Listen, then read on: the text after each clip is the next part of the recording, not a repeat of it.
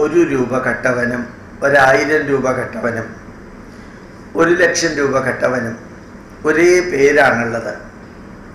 ക്വാണ്ടിറ്റിയും ക്വാളിറ്റിയും കുറഞ്ഞതാണെങ്കിലും കൂടിയതാണെങ്കിലും ചെയ്യുന്ന പ്രവൃത്തിക്ക് പറയുന്ന പേരാണ് കള്ളത്തരമെന്ന്.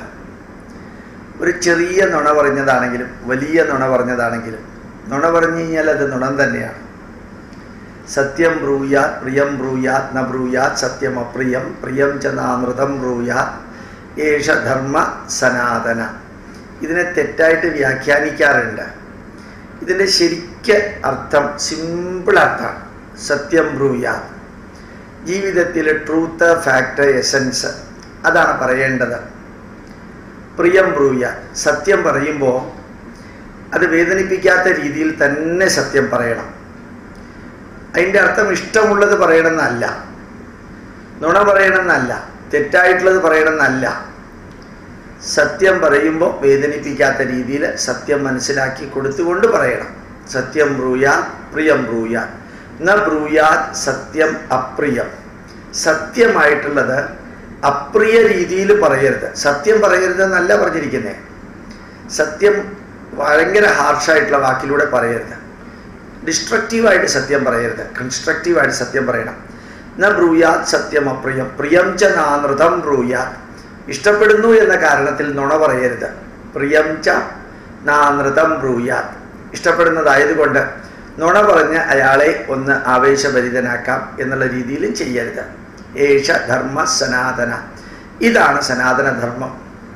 ഇത് സനാതനധർമ്മം എന്ന് വെച്ചാൽ ഇത് ഹിന്ദു ധർമ്മം എന്ന അർത്ഥമല്ല.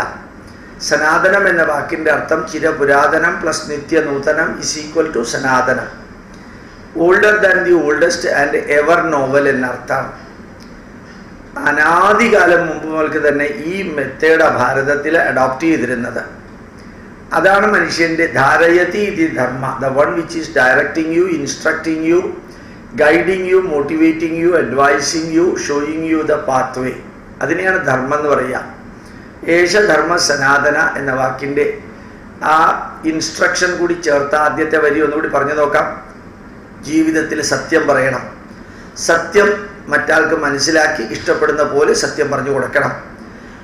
ഈ ഇഷ്ടപ്പെടാത്ത രീതിയിൽ സത്യം ഒരിക്കലും പറയരുത്. കാരണം ഇഷ്ടപ്പെടാത്ത രീതിയിൽ പറയുമ്പോഴത്തേക്കും റിലേഷൻ അത് സ്പോയിൽ ചെയ്യും.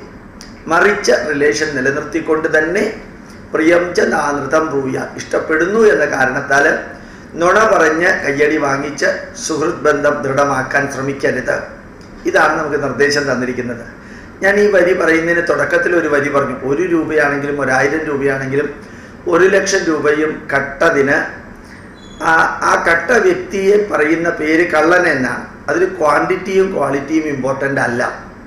ഇപ്പം നമ്മളെ ഭരിക്കുന്നവർ കള്ളത്തരം പറയുക എന്ന് പറഞ്ഞാൽ അത് അവരുടെ ജീവിതത്തിൻ്റെ ഭാഗമായിരിക്കാം. ഒരു വ്യക്തിയോട് കള്ളത്തരം പറഞ്ഞാൽ പോലും അത് കള്ളത്തരം തന്നെയാണ്. പോലീസിനോട് കള്ളത്തരം പറഞ്ഞാലും കള്ളത്തരമാണ്. സഹപ്രവർത്തകരോട് കള്ളത്തരം പറഞ്ഞാലും കള്ളത്തരം തന്നെയാണ്. സുപ്രീം കോടതിയോട് വരെ കള്ളത്തരം പറഞ്ഞാൽ അപ്പോൾ പിന്നെ ഇത് എന്താ പറയുക, ജീനിൻ്റെ ജനറ്റിക്കൽ കോഡിൻ്റെ അബ്നോർമാലിറ്റി അല്ലേ? കള്ളത്തരം പറയുന്നത് ജീവിതത്തിൻ്റെ ഭാഗമാക്കുക. ജനങ്ങളൊക്കെ ഞങ്ങളുടെ കൂടെ ഉണ്ടെന്ന് തന്നെത്താനെ ധരിക്കുക. ഞങ്ങൾക്ക് കള്ളത്തരം പറയാൻ ജന്മനാൽ അവകാശമുണ്ട് എന്ന് വിചാരിക്കാം. അത് മാത്രമല്ല, ടാൻജിബിൾ പാരാമീറ്ററിലാണ് പലപ്പോഴും ഈ കള്ളത്തരം പറയുന്നത്. ഒരാൾ സത്യസന്ധൻ അല്ലെങ്കിൽ സത്യസന്ധനാണ് എന്ന് പറയുന്നത് ഒരു കള്ളത്തരാണ്. സത്യസന്ധൻ അല്ലെങ്കിൽ സത്യസന്ധനാണ് എന്ന് പറയുന്നത് കള്ളത്തരാണ്. ആത്മാർത്ഥത ഇല്ലാത്തവൻ ആത്മാർത്ഥതയുള്ളവനാണെന്ന് പറയുന്നത് കള്ളത്തരാണ്. ആത്മാർത്ഥതയുള്ളവനെ ആത്മാർത്ഥത ഇല്ലാത്തവൻ എന്ന് പറയുന്നത് കള്ളത്തരാണ്. പക്ഷേ 51 പേരെ ശബരിമലയിൽ കയറ്റി എന്ന് പറഞ്ഞിട്ട് അത് കള്ളത്തരമാണെന്ന് പറയുമ്പോഴത്തേക്കും അതിനെ 27 ആക്കി. ഇത് നമ്പറാണ്, ടാൻജിബിൾ പാരാമീറ്ററാണ്. നമ്പറിലാണ് ഈ കള്ളത്തരം കാണിച്ചിരിക്കുന്നത്. അതും സുപ്രീം കോടതിയുടെ മുമ്പിൽ, ഹൈക്കോടതിയുടെ മുമ്പിൽ പറഞ്ഞിരിക്കുന്നത് മുഴുവനും കള്ളത്തരം. അതിൽ യാതൊരു തരത്തിലുള്ള വിഷമതയോ പശ്ചാത്താപമോ ദുഃഖമോ കുറ്റബോധമോ ഇല്ലാതെ 51-നെ 27 ആക്കാം, 27-നെ 21 ആക്കാം, 21-നെ 2 ആക്കാം. 141 ജനപ്രതിനിധികളുള്ള നിയമസഭയിൽ ഒരു ചളിപ്പുമില്ലാതെ ഒരു മന്ത്രി 2 പേരാണ് ശബരിമലയിൽ കയറിയിരിക്കുന്നത്. പിന്നെ എന്തിനാ ഈ 144 പ്രഖ്യാപിച്ചത്? എന്തിനാ ഈ 15,500 പോലീസുകാരെ അവിടെ വെച്ചത്? എന്തിനാ ഷൂസ് ഇട്ടുകൊണ്ട് ശബരിമലയ്ക്ക് അകത്തേക്ക് പോലീസുകാരെ കയറ്റിയത്? ഇത്രയൊക്കെ ചെയ്തിട്ടും എന്താ സംഭവിച്ചത്? യഥാർത്ഥത്തിൽ 2 പേരെ കയറ്റാൻ വേണ്ടിയായിരുന്നു ഈ കോടികൾ മുടക്കിയത്. എന്തൊരു നീചവും നിന്ദ്യവുമായിട്ടുള്ള വാക്കുകളാണ് കള്ളത്തരത്തിൻ്റെ പരമകാഷ്ഠയിൽ പറഞ്ഞിട്ടും അത് നിർവികാരമായിട്ട് ഓരോ സ്ഥലത്ത് ഓരോ രീതിയിൽ പറയാം. നിങ്ങളൊക്കെ ആരെ വിശ്വസിച്ചിട്ടാണ് ഇതൊക്കെ പറയുന്നത്? ആരെ വിശ്വസിപ്പിക്കാൻ വേണ്ടിയാണ് ഇതൊക്കെ പറയുന്നത്? അല്ല കൂടെയുള്ളവർ ഇതൊക്കെ വിശ്വസിച്ചോളും എന്നുള്ള രീതിയിലാണോ?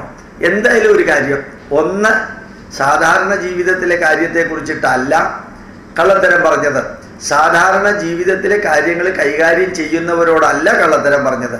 ഒന്ന്, ശബരിമല കോടിക്കണക്കിന് ജനങ്ങൾ ആരാധിക്കുന്ന ഒരു ക്ഷേത്രത്തെ കുറിച്ചിട്ടാണ് കള്ളത്തരം പറഞ്ഞത്. ആ കള്ളത്തരം പറഞ്ഞത് മന്ത്രിസഭയിൽ അങ്ങോട്ടും ഇങ്ങോട്ടും കള്ളത്തരം പറഞ്ഞതല്ല, അല്ലെങ്കിൽ ട്രേഡ് യൂണിയൻ ജനങ്ങളോട് അങ്ങോട്ടും ഇങ്ങോട്ടും കള്ളത്തരം പറഞ്ഞതല്ല, അല്ലെങ്കിൽ പ്രസ് കോൺഫറൻസിൽ പ്രസ്സുകാരുടെ ചോദ്യത്തിന് കള്ളത്തരം പറഞ്ഞതല്ല. അതൊക്കെ നിരന്തരം നടക്കുന്നുണ്ട് ഇപ്പോൾ. അത് പറഞ്ഞത് സുപ്രീം കോടതിയോടും ഹൈക്കോടതിയോടും ഈ കള്ളത്തരം പറയുന്നു. അപ്പോൾ പിന്നെ നമ്മളുടെ നിയമവ്യവസ്ഥയ്ക്കും ഇവിടുത്തെ നിലനിൽപ്പിനൊക്കെ എന്താ അതിന് അർത്ഥമുള്ളത്? ഒരു വ്യക്തി ഒരിക്കൽ കള്ളത്തരം പറഞ്ഞു, നിങ്ങൾ കേട്ട് കാണും ചിലപ്പോൾ. ഇവിടെ ചെങ്ങന്നൂർ അടുത്തോ മറ്റോ ഒരു ജഡ്ജി, ഭഗവാൻ ജഡ്ജിയോ ജഡ്ജി ഭഗവാനോ എന്നൊരു ജഡ്ജിയോ ഉണ്ട്, ജഡ്ജി യമാൻ.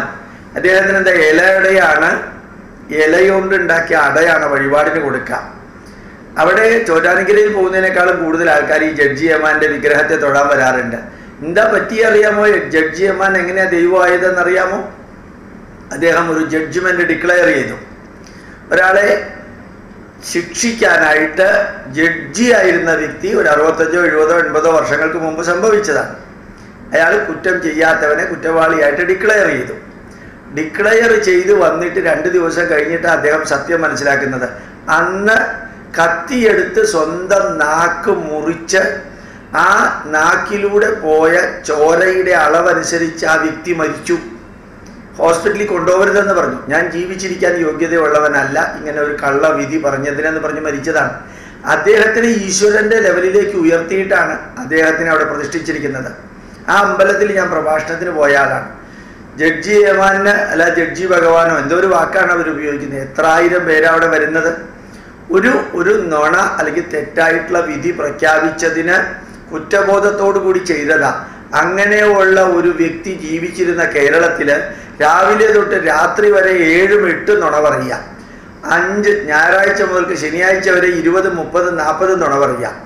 അത് കോടതിയിലും പറയുക, പോലീസുകാരോടും പറയുക, ജനപ്രതിനിധികളോടും പറയുക, പത്രങ്ങളോടും പറയുക, എല്ലാവരോടും പറയുക. എന്നിട്ട് ഞങ്ങളൊക്കെ സത്യത്തിനും ധർമ്മത്തിനും നീതിക്കും ന്യായത്തിനും ഭാരതീയ ഭരണഘടനയ്ക്കും സുപ്രീം കോടതി വിധി നടപ്പാക്കാനുമാണ് എന്നവിടെ പ്രഖ്യാപിക്കുകയും ചെയ്യാം. എന്തൊരു വിരോധാഭാസ കേരളത്തിൽ നടക്കുന്നത് എന്ന് ചിലർ ചോദിച്ചാൽ എന്താ ഉത്തരം പറയുന്നത്? ഞങ്ങൾ അങ്ങനെയൊക്കെയാണ് എന്ന് പറയേണ്ടി വരും. താൻ അതിനെക്കുറിച്ചൊന്നും ബോധർ ചെയ്യേണ്ട, ഞങ്ങൾ ഇങ്ങനെയൊക്കെയാണ്. ചില വ്യക്തികളുടെയൊക്കെ ധാർഷ്ട്യം മമതാ ബാനർജി ബംഗാളിൽ കാണിക്കുന്ന മാതിരി അത്ഭുതം തോന്നാറുണ്ട്. നമ്മളൊക്കെ ഈ കസേരയിൽ പെർമനൻ്റ് ആണോ? ഇന്നല്ലെങ്കിൽ നാളെ ആ കസേരയിൽ നിന്ന് ഇറങ്ങേണ്ടവരല്ലേ? ഈ ലോകത്ത് നിന്ന് തിരിച്ചു പോവേണ്ടവരല്ലേ? നമ്മളെയൊക്കെ കാണുമ്പോൾ ലോകം കാർക്കിച്ച് തുപ്പുന്ന ഒരു ലെവലിലേക്ക് പെരുമാറ്റവും